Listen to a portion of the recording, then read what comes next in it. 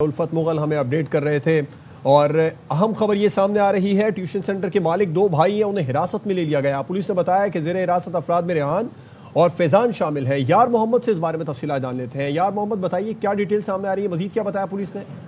बिल्कुल जी, ये लाहौर का नवाही इलाका कहना है जहां पे अफसोसनाक वाकया ये छत गिरने का पेश है, जिसमें अब तक 14 बच्चे जान की बाजी हार गए हैं। पुलिस के इंतहाई मुसद्दका ज़राए के मुताबिक दो भाइयों को हिरासत में लिया गया है जो ये ट्यूशन सेंटर चला रहे थे और दोनों ही इसके मालिक थे इस घर के। और जबकि 3 भाई हैं, तीसरा जो है वो मौके पर मौजूद नहीं था। जो मौके पर मौजूद थे दोनों भाई फैजान और रेहान, उनको हिरासत में लेके मजीद तफ्तीश भी जारी है। और इब्तदाई मालूमात के मुताबिक ये जो छत है यहाँ पे मिट्टी की भराई का काम जारी था और जो इसका गार्डर है वो गिरने से ये अफसोसनाक वाकया सामने आया है। पुलिस का कहना है कि बिल्कुल भी किसी रायत के मुस्तहिक नहीं होंगे ये दोनों जो हिरासत में लिए गए अफराद है। इनके खिलाफ कानूनी कार्रवाई भी की जाएगी कि अगर इसके ऊपर कंस्ट्रक्शन का काम जारी था तो ये ट्यूशन सेंटर जो है वो क्यों चल रहा था। और यार मोहम्मद, ये मालूम हो सका ये ट्यूशन सेंटर कब से चलाया जा रहा था यहाँ पर?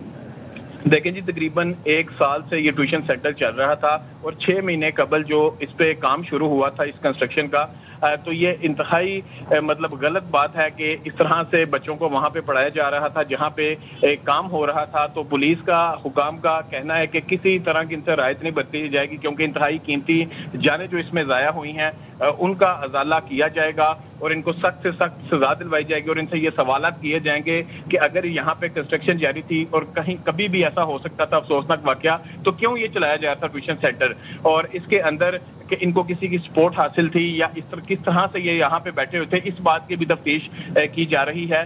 जल्द वो इस नतीजे पे पहुंचेंगे कि इनके पीछे कोई बड़ा हाथ था कि जो इनको सपोर्ट कर रहा था इस ट्यूशन सेंटर की मद में, या ये खुद इसको रन कर रहे थे। तो 2 भाई अभी तक हिरासत में ले लिए गए हैं। तीसरे भाई की गिरफ्तारी के लिए भी छापे मारे जा रहे हैं, जबकि जो इनके साथी हैं वो भी 3 हिरासत में लिए गए हैं जिसमें मैनेजमेंट का अमला भी शामिल है।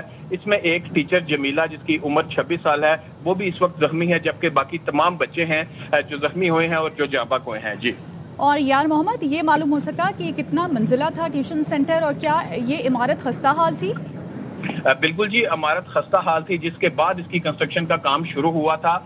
लेकिन जो यहाँ के मालिकान थे उनको ये बात लाजमी सोचनी चाहिए थी कि अगर यहाँ पे कंस्ट्रक्शन हो रही है तो इस ट्यूशन सेंटर को, अकेडमी को मुसलसल चलाया ना जाए, इसको बंद करके कोई मुतबादिल जगह चुनी जाए। क्योंकि 1 साल से यहाँ पे करीबी जितने बच्चे हैं वो यहाँ पे आके पढ़ाई करते थे और तकरीबन 2 से 3 घंटे बच्चे यहाँ पे तालीम हासिल करते थे, अपनी तैयारी करते थे पेपर्स की, या वैसे भी 1 साल से ये अकेडमी चल रही थी।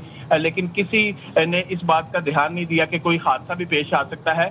तो ये इंतहाई गफलत है जिसका नतीजा है जो अब वो मालिकान को भुगतना पड़ेगा क्योंकि इंतहाई कीमती जानें इसमें ज़ाया हुई हैं। जी, इंतहाई कीमती जानें इसमें ज़ाया हुई हैं। यार मोहम्मद हमें अपडेट कर रहे थे, ये बता रहे थे कि 5 अफराद ज़ेरे हिरासत हैं, 2 भाई हैं। इसके अलावा भी मजीद लोगों को ज़ेरे हिरासत लिया गया है। यार मोहम्मद जी, वहाँ पे एक सिक्योरिटी गार्ड था और जो दीगर अमला है उसके भी 3 लोग हैं जो अमले के थे, उनको भी हिरासत में लिया गया है। लेकिन इसमें जो बड़े जो लोग इसमें हिरासत में लिए गए हैं वो दोनों भाई हैं, फैजान और रेहान, जिनसे इस वक्त पुलिस की जानिब से तफ्तीश का आगाज फौरी तौर पर कर दिया गया है कि आपको इस चीज़ की अकल नहीं थी कि यहाँ पे अगर काम हो रहा है कंस्ट्रक्शन का तो आप इस ट्यूशन सेंटर को किसी दूसरी जगह मुंतकिल कर दें या पहले काम पूरा कंस्ट्रक्शन का कर लें, उसके बाद इन बच्चों को यहाँ पे पढ़ाया जाए। उन बच्चों की जिंदगी आपने दांव पर क्यों लगाई? तो पुलिस हुकाम का कहना है कि जो भी इसमें जिम्मेदारान हैं उनके खिलाफ सख्त कानूनी कार्रवाई की जाएगी। यार मोहम्मद, ये ट्यूशन सेंटर क्या रजिस्टर्ड था और उमूमन ऐसे ट्यूशन सेंटर्स पर चेक एंड बैलेंस कैसे रखा जाता है, क्या तरीकेकार होता है उसका? देखिए, इब्तदाई जो तफ्तीश है उसके मुताबिक ट्यूशन सेंटर रजिस्टर्ड नहीं है। इसमें कोई भी अपने मोहल्ले में या इलाके में अकेडमी के नाम पर ट्यूशन सेंटर कोई भी खोल सकता है जहाँ पे 1 या 2 या 3 टीचर्स होते हैं जो बच्चों को तालीम देते हैं। और इसमें ज़्यादातर बच्चे जो हैं वो अंडर 5 क्लास होते हैं या अंडर 6 क्लास होते हैं। छोटे जो सिलेबस वाले बच्चे हैं वो यहाँ पे आके इस तरह के तालीमी इदारों में तालीम हासिल करते हैं। तो ये एक इलाका भी लाहौर का नवाही इलाका है, वहाँ पे इतनी ज़्यादा अवेयरनेस भी नहीं है, ना इतना ज़्यादा तालीम में कंपटीशन है।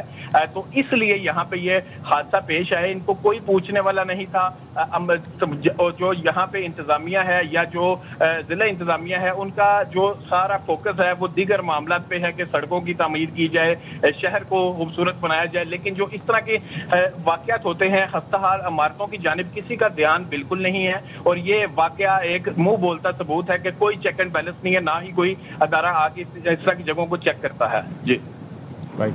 अच्छा, आपने बताया कि कंस्ट्रक्शन का काम यहाँ पर चल रहा था, छत भराई का काम हो रहा था, तो जो कंस्ट्रक्शन ठेकेदार है उसने क्या मालिक मकान को मुतनब्बे नहीं किया था कि यहाँ पर अभी इस पर छत पर मजीद लोड ना डाला जाए, क्योंकि पहली छत से ऑलरेडी जब दूसरी छत डल रही होती है तो उस पर भी पिलर्स का लोड होता है, तो इस पर उस ठेकेदार से बात की या उसे हिरासत में लिया गया?